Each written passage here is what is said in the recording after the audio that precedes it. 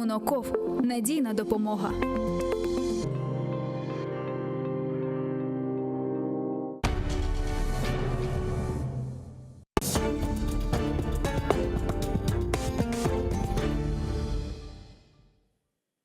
Добрый вечер, вы смотрите телеканал АТР, и это Прайм Мацарский, программа, которую веду я, Юрий Мацарский, и пытаюсь рассказать, что же происходит и происходило в последние дни в мире.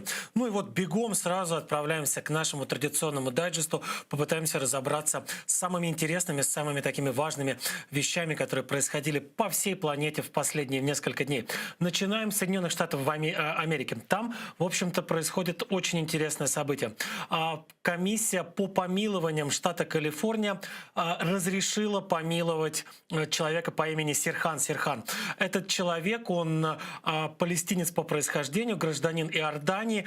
53 года этот человек сидит в тюрьме. Сидит он потому, что его признали виновным в убийстве сенатора Роберта Кеннеди. Это родной брат Джона Фиджеральда Кеннеди, человек, который как раз тогда, в конце 60-х, вскоре после убийства брата, хотел баллотироваться и собирался баллотироваться в президенты Соединенных Штатов Америки. Вот тогда еще молодой Сирхан Сирхан убил его, застрелил во время выступления в Калифорнии. Сирхан Сирхан объяснял это следующим. Он объяснял, что победа Кеннеди-младшего может привести к тому, что Кеннеди поставит Израилю бомбардировщики, которые могут быть использованы для борьбы, для войны Израиля против палестинцев. И как палестинец Сирхан Сирхан решил вот выступить, что называется, на опережение и убить Роберта Кеннеди.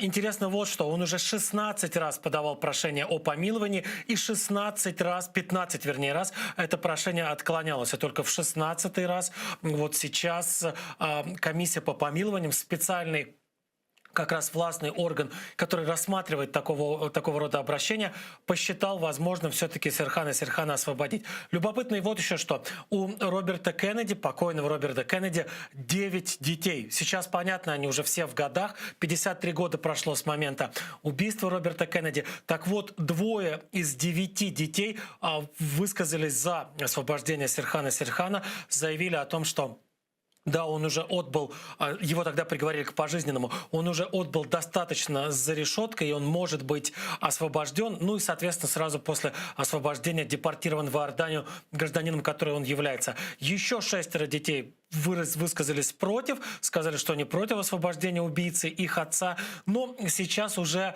повлиять на какое-то окончательное решение никто из детей Кеннеди не сможет, ни те, которые за, ни те, которые против. Все сейчас в руках у одного единственного человека.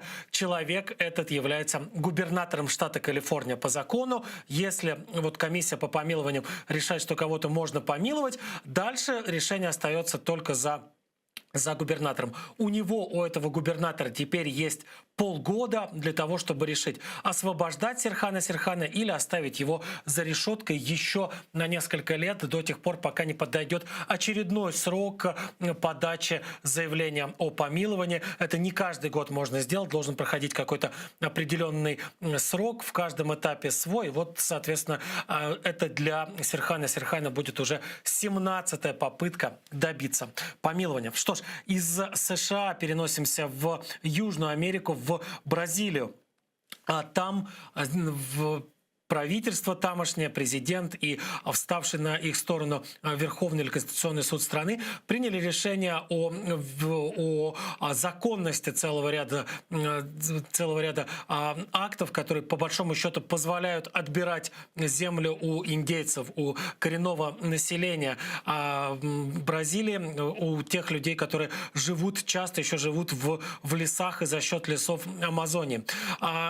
Эти люди протестуют, они устроили целый такой, я бы сравнил это во многом отчасти с Майданом, потому что они разбили палаточные лагеря, они готовятся к обороне, и они называют эти законные акты геноцидом. Это не преувеличение, потому что огромное количество людей, десятки тысяч индейцев живут за счет лесов Амазонии. Плюс ко всему существуют еще и те племена, которые не вступили еще в контакт с цивилизацией, с той цивилизацией, вот, представителями которой мы, в частности, являемся, они живут там, в Амазонии, и не представляют, не знают ничего ни об автомобилях, ни о интернете, ни о промышленности. И вот если сейчас туда придут какие-то крестьяне, если туда придут заводы, если их леса будут вырублены, эти племена окажутся вообще полностью вне своей привычной среды обитания.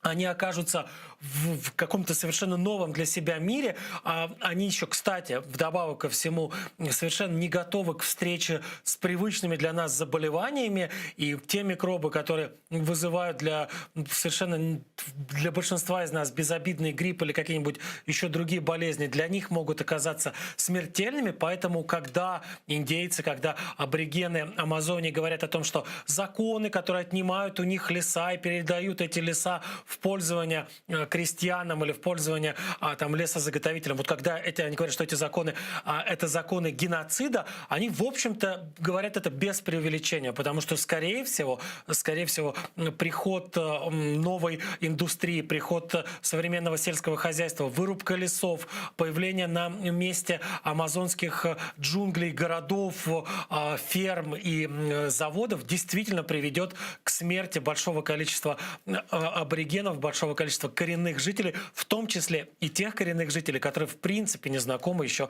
с современной цивилизацией. Так что это действительно такая настоящая борьба, настоящая война за будущее аборигенов Амазонии.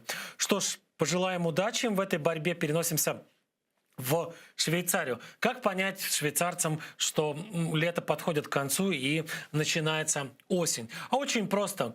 Нужно посмотреть на небо. Если увидишь в небе летящую корову, это не фигура речи, значит, действительно лето закончилось. Что происходит? Дело в том, что, как и во многих других странах, в Швейцарии на летний период коров отправляют пастись на высокогорные луга.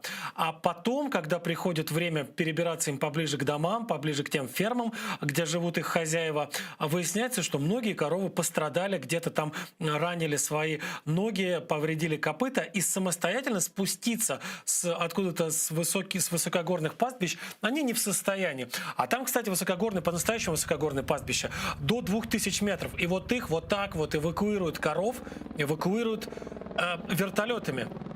Прям вот как в старом советском фильме «Мимино», но там это был такой комедийный ход, это жанр подразумевал такой ход. А в Швейцарии это совершенно нормальная история.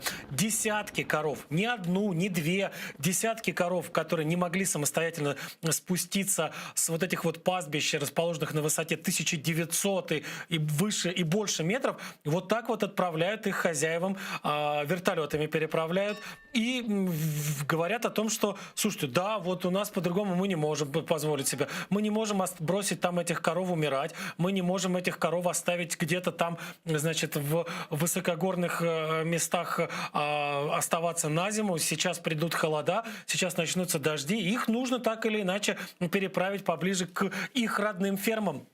И если те из них, которые не ранены, которые могут спокойно ходить, спускаются не быстро, постепенно, на это часто уходит много дней, то вот раненые коровы, да, их приходится эвакуировать вертолетами. Вот такие вот швейцарцы, вот у них как жизнь проходит. Что ж, из Швейцарии в Гренландию.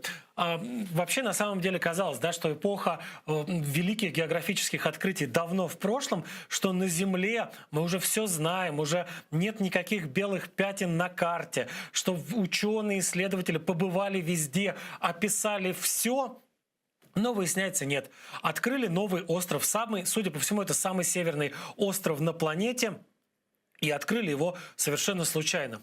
Международная группа ученых отправилась с исследовательской миссией на остров, который называется Оодаак. Этот остров, он был открыт в 1976, по-моему, году. Он чуть к северу от Гренландии, и вот ученые отправились с какой-то целью исследовать его. Но выяснилось, что они промахнулись и приземлились на совсем другой остров, расположенный в 780 метрах севернее. То есть они только тогда, когда прилетели и приземлились, и включили какие-то свои GPS-навигаторы, поняли, что они вовсе не на острове Оодаак, на который они летели, а на совсем другом клочке суши, который до этого не был известен. Этот клочок суши совсем небольшой. Вы видите, он пара десятков квадратных метров, может быть, там около сотни квадратных метров этот клочок суши. Но, тем не менее, до того момента, как на него случайно не приземлились ученые, о нем никто ничего не знал. Причем он был, я повторюсь, да, меньше, чем в километре от другого острова, который считался самым северным. Теперь придется перерисовывать карты, переписывать энциклопедии и писать, что самым северным островом является больше не Оодаак, а совсем другой остров, совсем другой маленький кусочек суши. Там суша такая себе относительно, да, там грязь, камни, ну и может быть что-то еще есть. Жить там, естественно, нельзя. Он совершенно не приспособлен для человеческого обитания, но тем не менее. Формально это остров, формально это суша, более того, формально это самый северный кусок суши из тех, что сейчас известны человечеству. Ему уже предложили дать название на гренландском языке. Произнести это название на гренландском я не смогу. Оодаак я еще как-то могу по-гренландски произнести. А вот то название, которое предлагают дать его соседу, я вообще даже пытаться не буду, потому что сломаю язык и в общем, и программу придется прекращать. Поэтому просто скажу, как переводится это словосочетание с гренландского. Так вот, этот остров предлагается назвать таким образом, чтобы его название на привычном нам языке звучало как «самый северный остров» или там «самый северный на свете остров». В общем, понятно сразу, да? Даже не надо будет искать, а где этот остров находится. От Гренландии, гренландский язык, значит, где-то чуть севернее от Гренландии. Где чуть севернее? А вот самый северный кусочек суши от Гренландии – это и есть тот самый остров. Что ж, с севера мы переносимся на юг. В Австралии произошла достаточно, как мне кажется, любопытная история. В одном из сиднейских супермаркетов женщина наткнулась на гигантскую змею. Когда я говорю гигантскую, она действительно гигантская. 3-метровая змея вот буквально вылезла из полки супермаркета, сидела там где-то, значит, среди то ли специй, то ли каких-то сухих продуктов, сидела змея 3-метровой длины. То есть каким-то образом незамеченная змея пролезла, 3-метровая змея пролезла в супермаркет, пролезла в магазин, нашла какой-то ход к полке. Судя по всему, на этой полке решила чем-то поживиться. И вот в этот момент на змею наткнулась покупательница, которую зовут Хилайна Алати. Она не растерялась, смогла сначала снять эту змею на свой мобильный телефон, а потом еще и поймать эту змею, в какой-то пакет ее упаковать и вывести куда-то в дикую природу. Почему так произошло? Потому что совершенно случайно, это невероятное стечение обстоятельств, вот эта вот женщина Хилайна Алати оказалась подготовленной, профессиональной змееловкой. Оказывается, в Австралии это, не то чтобы прям распространенная профессия, но тем не менее, поскольку в Австралии огромное количество опасных животных существует бок о бок с человеком, поскольку Австралия — это континент, на котором существует безумное количество самых разных видов живых существ, многие из которых представляют опасность для человека, то вот там действительно есть некоторое количество людей, специализирующихся на работе, на поимке, на каком-то обращении с опасными животными. И вот эта вот Хилайна Алати оказалась тренированной змееловкой, поэтому она не растерялась, увидев змею, достаточно быстро определила, что это 3-метровый питон не ядовитый, но тем не менее, как и любое дикое животное таких размеров, все-таки может представлять какую-то опасность для человека. Она его ловко так, значит, этого питона в пакетик, и из пакетика, как вы видите, где-то потом выпустила на природе, и таким образом спасла, может быть, спасла кого-то из других посетителей от сердечного удара, еще и змею обезопасила, потому что как мог еще какой-нибудь другой человек повести? Могли начать бить змею, могли, может быть, еще как-то с ней расправиться. А тут все оказались целы. Змее повезло, что она вылезла навстречу профессиональной змееловке. Что ж, последняя история для сегодняшнего дайджеста – это история из Туниса. Я рассказывал в середине, не в середине, уже ближе к концу июля, о том, что в этой североафриканской стране президент Каис Саид ввел чрезвычайное положение на месяц. И 25 августа это чрезвычайное положение должно было быть закончено, по крайней мере, так предписывал закон. Что сделал Каис Саид? Он ввел в действие статью Конституции, которая приостанавливает работу парламента и позволяет самому президенту, плюс ко всему еще и распустить правительство, и взять на себя всю полноту власти Кабинета министров, парламента, помимо его президентской, еще и часть судебной власти оказались сконцентрированы в руках президента. Он обещал, что через 30 дней возобновит работу парламента, но накануне истечения этого срока, то есть 24 июля, распространил заявление, прошу прощения, 24 августа, распространил заявление, в котором сообщил: нет, не буду я восстанавливать работу парламента, продлеваю я еще на какой-то срок действия чрезвычайного положения.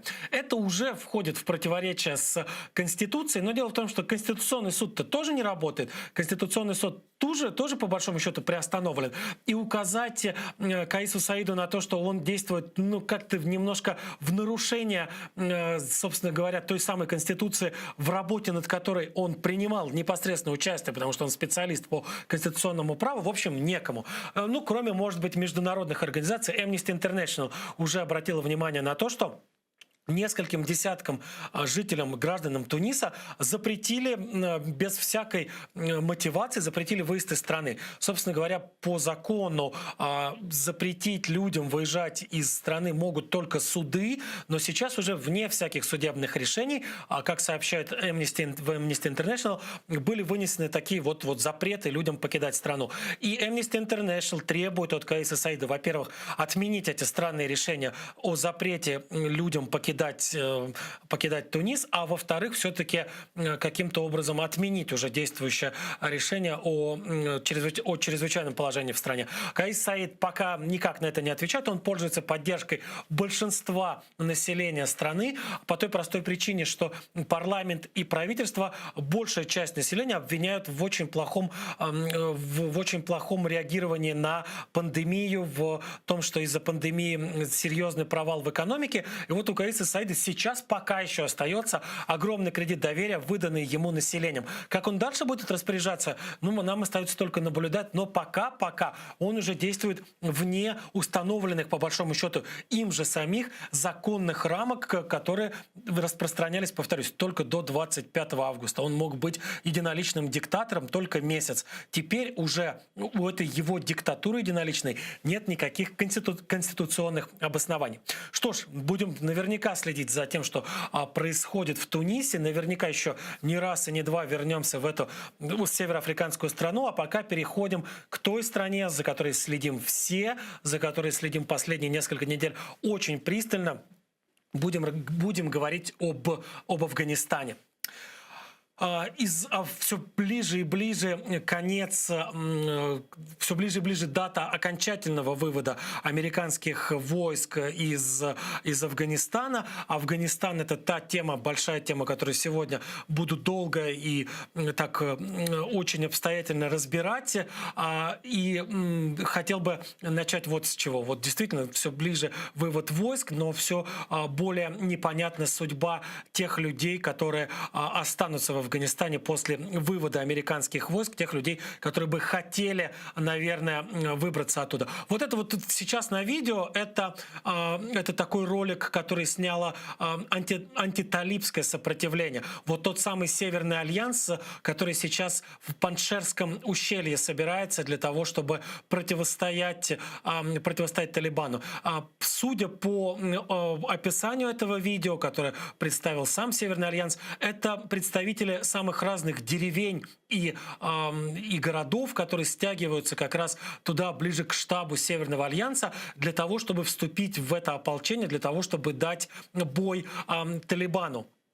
Собственно, представители Северного альянса говорят, что в течение последних 20 лет они готовились к чему-то подобному, копили оружие, готовились к защите Паншерского ущелья, которое вот сейчас, по большому счету, остается последним таким регионом, который не взят еще талибами. И в этом Паншерском ущелье они готовятся не пустить, во-первых, туда талибов ни при каких обстоятельствах, а во-вторых, дать при возможности дать еще и бой талибам за пределами этого Паншерского ущелья. Чем, собственно говоря, Паншерское ущелье удобно для обороны? Это, такой настоящая крепость природная. В нее есть только один вход, одна единственная дорога, которую можно заблокировать с помощью артиллерии, крупнокалиберных пулеметов и фактически запереть тем самым вход в это самое Паншерское ущелье. Можно, конечно, попытаться талибам пробраться через горы, но эти горы просто каменистые, такие скалистые образования, почти без каких-то зеленых укрытий. И вот при попытке преодолеть эти горы талибы будут просто как на ладони. Их можно будет прекрасно видеть, их можно будет прекрасно расстрелять из всевозможного оружия. А известно, что у Северного альянса есть уже и танки, есть и артиллерия, есть крупнокалиберные пулеметы, есть какое-то зенитное вооружение. То есть, по большому счету, они смогут дать бой талибам, если те попытаются полезть через горы. Понятно, что у талибов есть и сейчас возможность воспользоваться, например, у них после того, как ушли американцы, после того, как ушли другие представители армий западных, в руках у талибов оказалось тысячи, а то и десятки тысяч приборов ночного видения, и они по большому счету могут воспользоваться этими приборами ночного видения для того, чтобы попытаться ночью пролезть через горы, но это скорее из области фантастики. А вот что не из области фантастики, так это теперь военно-воздушные силы талибов. Они захватили большое количество самолетов и вертолетов и хвастаются этим в соцсетях. У нас даже есть видео, на котором как раз ребята из Талибана ходят по летному полю и показывают, какие теперь у них есть трофеи. Вот посмотрите, в основном это советские ударные атакующие вертолеты и советского же производства транспортная авиация. Судя по той информации, которая сейчас есть, она такая полуофициальная, потому что реальной картины мы не получим. Но вот судя по полуофициальной информации, сотни самолетов и вертолетов оказались сейчас в руках у талибов. Понятно, что не все из них могут летать, понятно, что часть из них требует ремонта, но тем не менее, есть такой термин как раз в инженерии, который называется каннибализация. Этим термином он используется для описания процесса снятия необходимых запчастей с одной единицы техники для того, чтобы потом эту запчасть установить на другую единицу техники. То есть какая-то часть этих вертолетов и самолетов подвергнется каннибализации, с них снимут детали для того, чтобы потом установить на другие вертолеты и самолеты и дать им возможность летать и воевать. Кстати, не только самолеты и вертолеты, не только приборы ночного видения, не только десятки, а может быть и сотни тысяч винтовок, пистолетов и пулеметов американского и другого западного производства оказались сейчас в руках у талибов. Оказалось в руках у талибов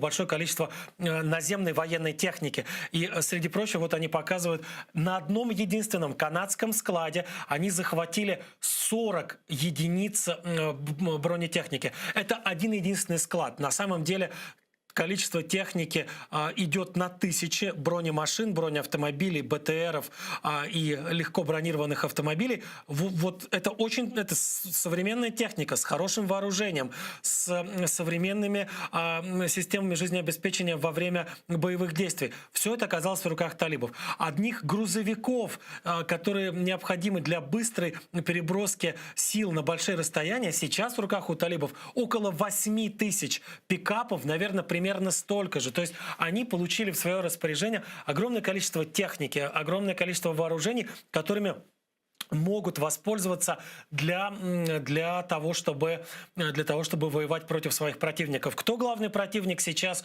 у талибов? Это даже не окопавшиеся в Панджшерском ущелье представители Северного альянса, а это представители ИГИЛа, местной центральноазиатской ветви ИГИЛа, которая называется Вилаят Хорасан. Вот с ними, скорее всего, сейчас и окажутся втянуты в серьезную войну талибы. Именно с игиловцами им предстоит разбираться. Именно игиловцы будут бросать самый большой вызов власти талибов. Вот, например, те самые взрывы рядом с аэропортом Кабула во время продолжающейся еще сейчас эвакуации, определенно были совершены представителями ИГИЛа. Совершенно точно это были игиловцы, которые таким образом пытались дискредитировать и талибов, пытались дискредитировать и американцев, и вообще все это сотрудничество. Дело в том, что в последнее время и талибы, и американцы действительно начали сотрудничать. Они долгое время были непримиримыми врагами, но из-за опасности, которую и для тех, и для других начал представлять местный ИГИЛ,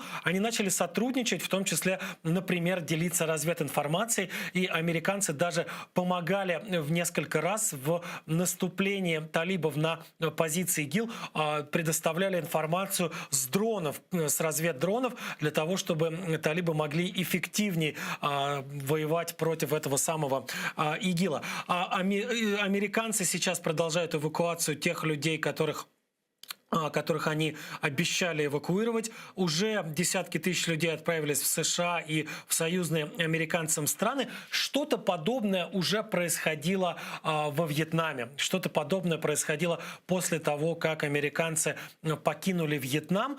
Кстати, тогда, после того, как американцы покинули Вьетнам, их врагам тоже тогда досталось большое количество техники, большое количество вооружений. Вообще огромное количество параллелей сейчас напрашивается между американским участием в войне во Вьетнаме и американским участием в войне в Афганистане. Я сейчас не буду все эти параллели проводить. Давайте посмотрим сюжет, и вот каждый сможет сам увидеть, как много общего у той, очень уже давней, ушедшей в историю Вьетнамской войны и той войной, которая все еще продолжается в Афганистане. Вьетнамская война стала лишь финальной частью конфликта, начавшегося еще в конце XIX века. В 1887 году французская армия заняла обширные территории Юго-Западной Азии, изгнав оттуда прежних хозяев – китайцев. На этих территориях Париж образовал свою азиатскую колонию, получившую название «Французский Индокитай». Включала эта колония и территорию нынешнего Вьетнама. Вскоре после начала Второй мировой войны Франция капитулировала перед нацистской Германией. Частью территория была занята немцами, а во французском Индокитае развернули свои войска немецкие союзники – японцы. Таким образом, вместо одного оккупанта во Вьетнаме появилось сразу два – Франция и Япония. Для борьбы против двух колониальных империй в годы Второй мировой во Вьетнаме была создана Лига освобождения Вьетнама, известная как Вьетминь. Возглавил лигу вьетнамец Хо Ши Мин, в молодости увлекавшийся националистическими идеями. К концу Второй мировой Хо Ши Мин был уже коммунистом и мечтал о строительстве нового социалистического Вьетнама. Это вовсе не мешало Соединенным Штатам поддерживать его самого и его организацию. Вашингтон видел в них самых боеспособных партнеров по борьбе с японцами и исправно отправлял Вьетминю оружие и боеприпасы. Вместе с бойцами Хо Ши Мина во Вьетнаме даже какое-то время действовали агенты американского управления стратегических служб. Так тогда называлась знаменитая ныне ЦРУ. После окончания Второй мировой и ухода японских войск Вьетминь продолжил войну против Франции и установленного ею марионеточного правительства. Отряды Хо Ши Мина захватили север Вьетнама, на территории которого провозгласили Демократическую Республику Вьетнам. Южная часть страны со столицей в Сайгоне осталась за профранцузскими силами. Именно в Сайгоне, к слову, проходил армейскую службу французский актер Ален Делон, в начале 50-х годов прошлого века добровольно вступивший в морскую пехоту и отправившийся воевать за сохранение колониальной империи. Но усилия Делона и десятков тысяч его французских товарищей к успеху не привели. Империя трещала по швам, и Парижу никак не удавалось ее удержать. Поворотной точкой в борьбе Франции с Хошимином и Вьетминем стало 7 мая 1954 года. Именно в этот день капитуляции 10 тысяч французских солдат и офицеров закончилась растянувшаяся на много недель битва у поселка Дьон-Бьон-Фу. Французское общество было потрясено потерями и требовало прекращения войны. Париж поспешил заключить мирное соглашение с коммунистами, предписывающее в скором будущем сформировать единое правительство и объединить две части Вьетнама. А после этого французская армия покинула Азию. Место французов вскоре заняли американцы, давно уже опосредованно принимавшие участие во вьетнамском конфликте. Париж, умело манипулируя страхами Вашингтона, убедил правительство США взять на себя львиную долю расходов на войну против коммунистов, и именно необходимостью не допустить распространения коммунизма в Азии объясняли американские политики решение о военной и финансовой поддержке южного антикоммунистического правительства Вьетнама. Коррумпированное и неспособное к диалогу, это правительство не только не победило северных коммунистов, но и настроило против себя многих жителей Юга, влившихся в движение сопротивления. Называлось это движение «Национальный фронт освобождения Южного Вьетнама» или Вьетконг. Его победа над слабым, но ориентированным на США правительством, считали в Вашингтоне, приведет к тому, что сначала Вьетнам, а затем и вся Азия окажутся в руках коммунистов. Для того, чтобы не допустить этого, президент США Джон Кеннеди санкционировал в 1962 году отправку 9 тысяч американских военнослужащих в Южный Вьетнам. В 1963 уже после убийства Кеннеди в Азию отправились еще несколько тысяч солдат и офицеров, а в 1964 началась операция «Раскаты грома» — массированная бомбардировка лесов, в которых, как предполагалось, скрывались партизаны и по которым пролегали их пути снабжения. За пару лет американцы сбросили на Вьетнам больше бомб, чем на всем Тихоокеанском фронте за всю Вторую мировую. Но победа это не принесло. Вьетминь и Вьетконг по-прежнему были сильны и все еще представляли угрозу. Для ее ликвидации США продолжили переправку армейских соединений во Вьетнам. В 1967 году в Азии находилось уже 500 000 солдат и офицеров США. Война затягивалась и становилась все более ожесточенной. В Америке набирало силу антивоенное движение. Солдаты массово дезертировали из армии, призывники бежали от отправки во Вьетнам, в Канаду или в Европу. Вашингтон пытался договориться с политическими наследниками умершего еще в 1969 году Хошимина, но отказался выполнить главное их условие – отставку коррумпированного южно-вьетнамского правительства. Война продолжилась, причем боевые операции и бомбардировки затрагивали не только Вьетнам, но и соседние Камбоджу и Лаос. В 1973 году американцы наконец покинули Вьетнам. Они переложили ответственность за происходящее в стране на армию и правительство Южного Вьетнама. В Сайгоне осталось несколько сотен сотрудников посольства США, представителей государственных агентств и небольшое количество военных, охранявших дома и офисы американских граждан. Всех этих людей и сотрудничавших с ними вьетнамцев пришлось срочно эвакуировать в конце апреля 1975 года, когда Вьетконг внезапно развернул удачное наступление на Сайгон. Американцев и несколько тысяч вьетнамских граждан вертолетами перевезли на корабли флота США прямо с крыши посольства в Сайгоне. Еще несколько десятков тысяч местных жителей покинули Вьетнам на лодках и катерах, боясь расправы со стороны коммунистов за сотрудничество с американцами. Всего беженцами стало не меньше 130 тысяч человек. Вьетнам был объединен под властью коммунистов, захваченный Сайгон переименовали в Хошимин. Война унесла жизни до 4 миллионов человек, многие из которых были мирными жителями. Американцы потеряли убитыми больше 58 тысяч человек, около 1500 военнослужащих США до сих пор числятся пропавшими без вести на войне, которая закончилась еще в середине 70-х годов.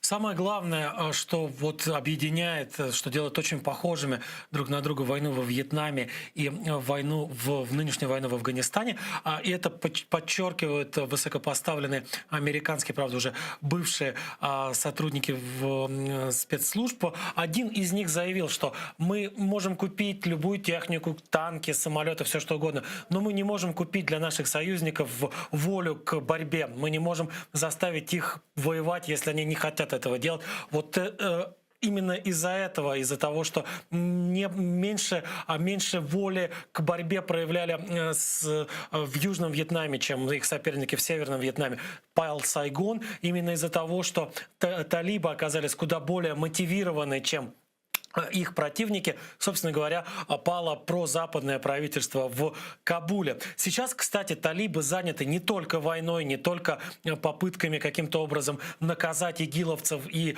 выбить из Паншерского ущелья в Северный альянс. Они заняты еще и таким ежедневным управлением страной, потому что они теперь власть. Теперь от них ждут наведения порядка. Они в течение многих лет говорили о том, что мы вот придем, у нас будет все честно, у нас все будет по закону, у нас все будет так, как должно быть, а не так, как хотели коррумпированные власти. Мы победим коррупцию, мы победим преступность. И теперь, конечно, от них этого ждут. Они уже сделали несколько заявлений. Ну, например, они пообещали, что разрешат любые виды спорта, не будут запрещать ни футбол, ни карате, никаких других спортивных активностей, которыми занимались и хотят продолжать заниматься афганцы. Они уже заявили, что те люди, которые сейчас скопились у аэропорта Карзай в Кабуле, или те люди, которые скопились на каких-то наземных погранпереходах в надежде скрыться, уйти из Афганистана, должны вернуться по домам,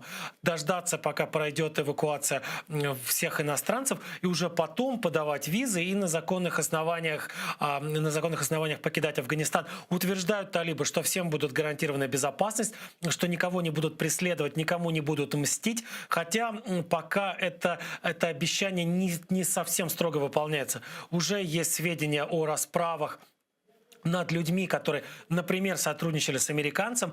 Есть сведения о расправах над журналистами и над правозащитниками. Правда, сами талибы либо вообще не комментируют эти расправы, либо говорят о том, что это какие-то случайные эксцессы, а вовсе не какая-то закономерность. Ну вот, как я и говорил, они пытаются демонстрировать такое собственное понимание того, что все, мы пришли, сейчас будет порядок. С чего они начали? Они начали с того, что, ну вот, например, по крайней мере, демонстративно раскрывают те преступления, которые при предыдущих властях были долгое время не раскрыты. Как выяснилось, большое количество каких-то стоянок, забитых угнанными автомобилями.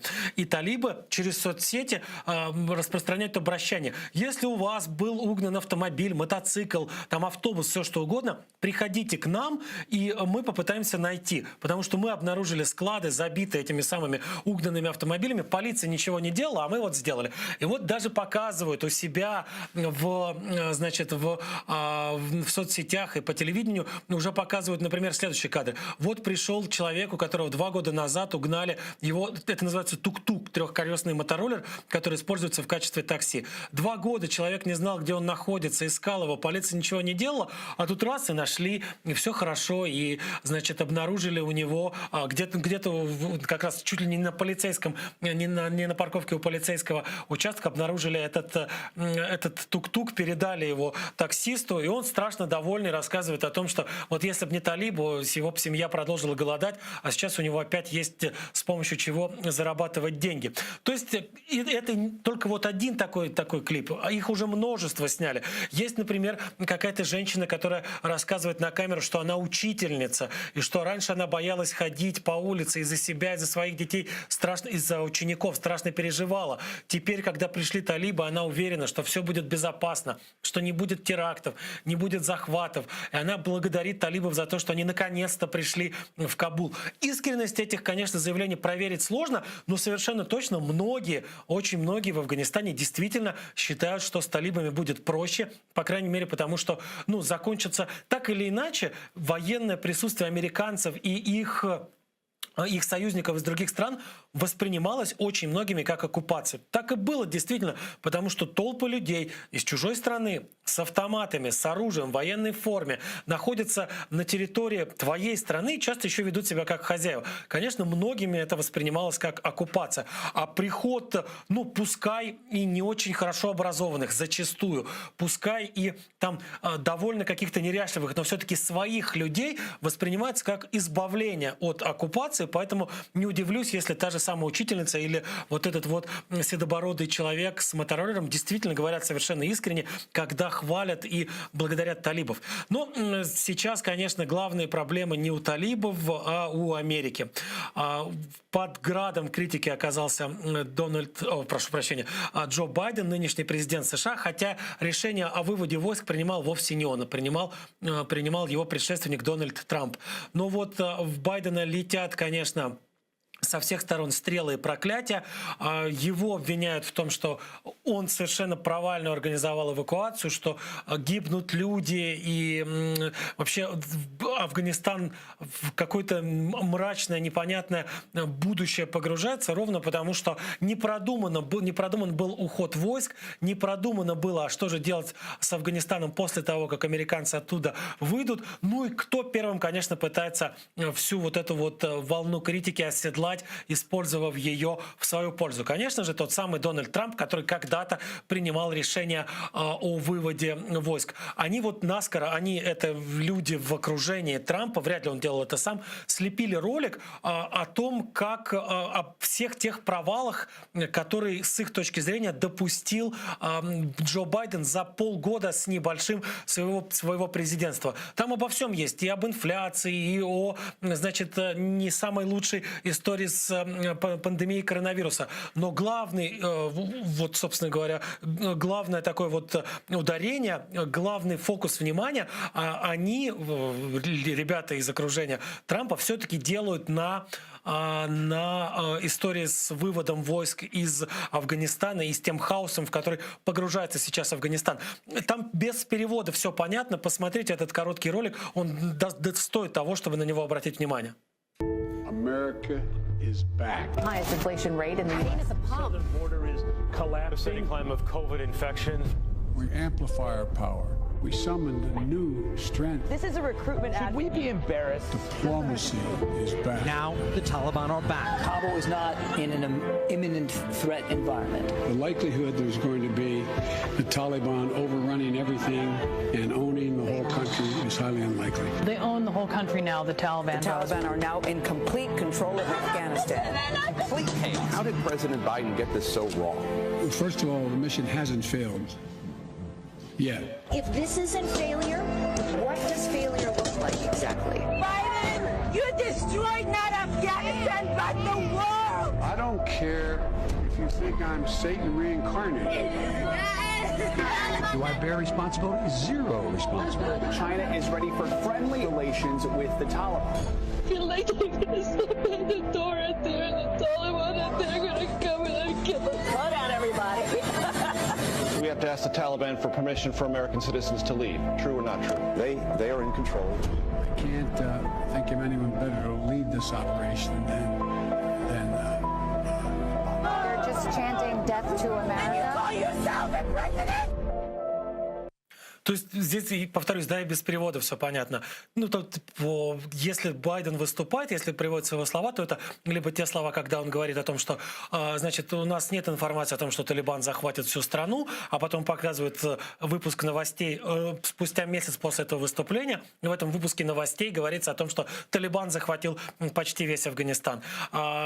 И, в общем, главная задача этого ролика — показать беспомощность и совершенно неумение управлять страной той команды, которая сейчас находится у руля в Вашингтоне. Но я еще раз напомню, это важно помнить, что решение о выводе войск было принято Дональдом Трампом. Дональд Трамп санкционировал, это он санкционировал подписание соглашения между Соединенными Штатами и Талибаном, на основании которого, собственно говоря, и начат был этот вывод войск. Если бы не было этого соглашения, все могло бы быть как-то иначе. Не факт, что лучше, но не факт, что хуже, кстати, но как-то иначе оно бы, скорее всего, произошло. Но вот в феврале 2020 прошлого года по распоряжению Трампа, а никто другой не вправе был давать такого распоряжения, было подписано это самое соглашение с представителями талибов в Дохе, в столице Катара, и вот ровно после этого американцы начали готовиться к выводу войск. А то, что сделал Джо Байден, он лишь несколько ускорил сроки этого вывода. Не на 11 сентября, последний день эвакуации назначил, а на 31 августа. Вот остается, вот, собственно говоря, завтра последний день, когда американцы будут еще, что называется, ногами на земле в Кабуле. Уже в других точках нет американцев и их союзников, остался только Кабул. А что будет происходить, начиная с 1 сентября, большая загадка, поэтому мы обязательно вернемся еще к этой теме, обязательно будем следить за тем, что происходит в Афганистане, за развитием событий в этой стране, потому что так или иначе Афганистан будет влиять не только на регион, но и на всю планету в целом. Это та горячая точка, которая будет нагревать, к сожалению, весь наш земной шар еще достаточно долго. А пока переходим к еще одной теме. Нечто менее остросюжетное, но все-таки достаточно интересно хочу вам рассказать. В Великобританию переносимся. Там скандал вокруг королевской семьи. На самом деле этот скандал достаточно долго развивается, просто он время от времени принимает все новые и новые обороты. Скандал был спровоцирован в прошлом году это было, интервью представителей королевской семьи принца Гарри. Это младший сын принца Чарльза и один из внуков королевы Елизаветы. Так вот, принц Гарри и его жена Меган Маркл, ее зовут, она теперь принцесса, по-моему. Нет, не принцесса, у нее какой-то другой титул, она не является сейчас наследницей, не может претендовать на корону, по крайней мере, пока. Так вот, они дали интервью американской телеведущей Опри Уинфри, и в ходе этого интервью рассказали о том, что в королевской семье и во дворе есть расисты, что они натерпелись, потому что Меган Маркл, у нее есть африканская кровь, и они натерпелись, и ребенок их натерпелся. Но конкретного имени того человека, который как раз стоял бы за самыми разными, или тех людей, который бы стоял бы за самыми разными расистскими выходками, произнесено не было. Но вот известно, что сейчас принц Гарри собирается выпускать книгу своих мемуаров. Уже, кстати, даже пообещал куда-то на благотворительность выделить 1,5 миллиона фунтов из гонораров за эту будущую книгу. И в этой книге, как ожидается, будут названы имена и фамилии, или имя и фамилия того человека, который как раз стоял за разного рода расистскими фразочками, выходками и так далее. Того человека, который обидел принца и его супругу. Если верить сообщениям желтой прессы, а я здесь сейчас должен сделать оговорку, дело в том, что в Великобритании все или очень многие, по крайней мере, очень многие страшно интересуются, чем же живет королевская семья, чем же живет королевский двор, какие там вообще происходят дела, какие там интриги и так далее. Но считается не очень приличным лезть самостоятельно во все эти дела, и за происходящим в королевской семье следит только желтая пресса. Все остальные только перепечатывают сообщения от желтой прессы, и причем делают это так, это брезгливо. Мы знаем, что вам интересно, вот поэтому почитайте, что пишет желтая пресса, хотя на самом деле интересно всем, далеко не только вот этим вот самым бульварным газетенкам. Так вот, относящаяся к вот самой желтой прослойке газета The Sun, Солнце, опубликовала сообщение со ссылкой на свои источники в окружении королевы Елизаветы II о том, что королева в ярости от того, что ее внук собирается публиковать какие-то мемуары, что королева вот буквально рвет и мечет и готовится к судебным разбирательствам с собственной семьей. Готова, действительно судиться с собственным внуком, и если верить сообщениям вот этой самой желтой прессы, уже сейчас дала распоряжение каким-то там своим придворным юристам готовиться к юридическим баталиям, изучать, какие возможности могут возникнуть в ситуации, когда дело дойдет до суда. Королева на самом деле, несмотря на вот ее нынешний образ такой милой старушки, на самом-то деле этот человек действительно, ну вот зубы съевший, как говорят сами англичане, на международной и внутренней политике. И связываться с ней, конечно, принцу Гарри или кому-либо еще я бы не советовал. У нас, кстати, есть сюжет о королеве. Давайте посмотрим, что это за человек такой, через что в своей жизни она прошла, а потом продолжу о ее непростых взаимоотношениях с близкими родичами и дальними политиками. Елизавета II не родилась наследницей британского престола. Она появилась на свет 21 апреля 1926 года в семье второго сына правящего монарха Георга V. Первым в очереди на правлении стоял ее дядя, старший брат отца Эдуард. Эдуард действительно стал королем после смерти отца в январе 1936 года, но просидел на троне всего 9 месяцев и даже не был официально коронован. Вошедший в историю как Эдуард VIII, в конце 1936 года он добровольно отрекся от престола ради брака с разведенной американкой Уоллис Симпсон. Действующему королю парламент не давал разрешения на эту женитьбу, видя в ней покушение на британские традиции и устои. Место отрекшегося брата занял второй сын Георга V и отец на тот момент 10-летней Елизаветы Георг VI, а девочка, бывшая старшим ребенком в семье, стала официальной наследницей престола. Правда, в те времена еще действовал закон, дающий преимущество мужчинам при наследовании короны, и, появись у Георга VI сын, империя досталась бы ему. Но у короля было только две дочери – старшая Елизавета и родившаяся в 1930-м Маргарет. Девочки получили домашнее образование и никогда не ходили в школу. Среди их преподавателей были лучшие ученые межвоенной Британии, а с основами религиозных знаний будущую королеву, которой также предстояло занять пост главы англиканской церкви, знакомил архиепископ Кентерберийский.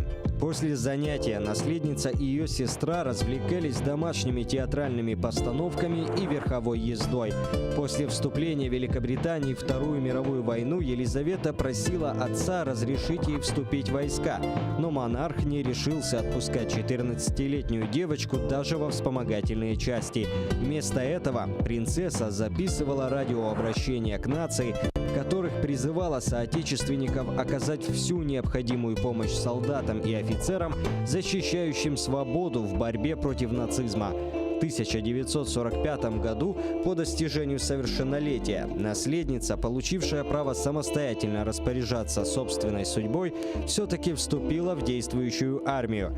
Командование отправило ее на курсы водителей и механиков, по окончанию которых будущая королева была приписана к одной из частей территориальной обороны. В случае нападений врага непосредственно на Великобританию, ей, как военнослужащей, пришлось бы возить солдат на передовую и самой обслуживать грузовик.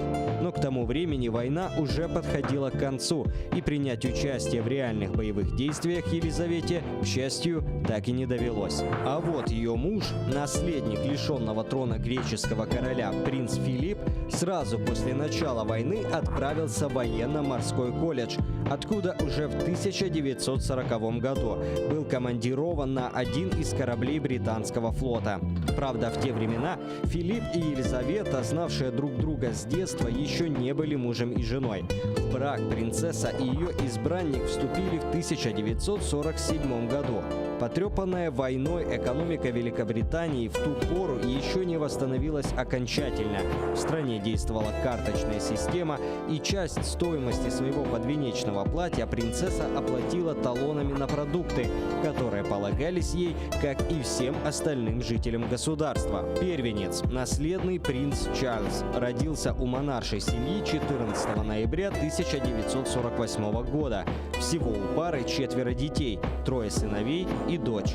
На престол Елизавета взошла в 1952 году, после смерти ее отца. Тогда ей было всего 25 лет. Королеве не положен отпуск. Даже во время зарубежных поездок и сразу после родов она вносила предложения и правки в правительственные документы и законопроекты, отправляемые на рассмотрение в парламент. Каждый из британских премьер-министров, начиная с 1952 года, был утвержден на свой пост лично королевой. И каждый из них как минимум раз в неделю встречался с монархом, чтобы доложить ей о положении дел в стране и выслушать ее советы. И хотя формально следовать им министры не обязаны, авторитет королевы всегда был настолько велик, что ослушаться ее мало кто решался. Королева Елизавета II не только самый влиятельный человек в Великобритании, но и один из самых богатых. Ей и ее семье принадлежит 6 внушительных резиденций, больше 100 тысяч картин и скульптур, огромная коллекция автомобилей, усыпанная бриллиантами корона и тысячи гектаров земли, включая невероятно дорогие площади в центре Лондона. Кроме того, собственностью монарха вот уже несколько столетий вполне официально считаются все лебеди на реке Темзе, а также все дельфины и все киты, обитающие в британских водах. А еще королева Великобритании является, пускай формально, но тем не менее, главой огромного количества государств, тех, которые когда-то входили в состав Британской империи. Ну вот, например, Канада и Австралия, формальным главой государства там является королева. Понятно, что реальная власть принадлежит правительствам в этих странах, их премьер-министрам, но королева остается формально главой государства, ее портреты размещены в присутственных местах и очень часто печатаются даже на деньгах. И вот есть еще одна история, помимо принца Гарри, которая явно расстроила королеву в последнее время. Дело в том, что одна из стран вот этого самого содружества, одна из тех стран, которая когда-то была частью Британской империи, страна эта называется Барбадос, это островное государство в Карибском море, решила отказаться от того, чтобы даже номинально считать королеву своей главой государства. 30 ноября они отмечают День независимости, тот день, когда Великобритания перестала напрямую управлять ими, ну вот осталась номинальной владычицей. И вот 30 ноября уже в этот день Барбадос будет официально провозглашен республикой. Портреты королевы снимут со всех стен и перепишут все официальные документы таким образом, чтобы уже теперь главой государства считалась не королева, а госпожа президент, которая уже фактически выбрана, которая будет назначена. Из 1 декабря британское содружество станет на одну страну меньше, и, соответственно, это тоже наверняка не очень радует королеву Елизавету. Что ж, на этом прощаемся. Всего хорошего. Услышимся через несколько дней.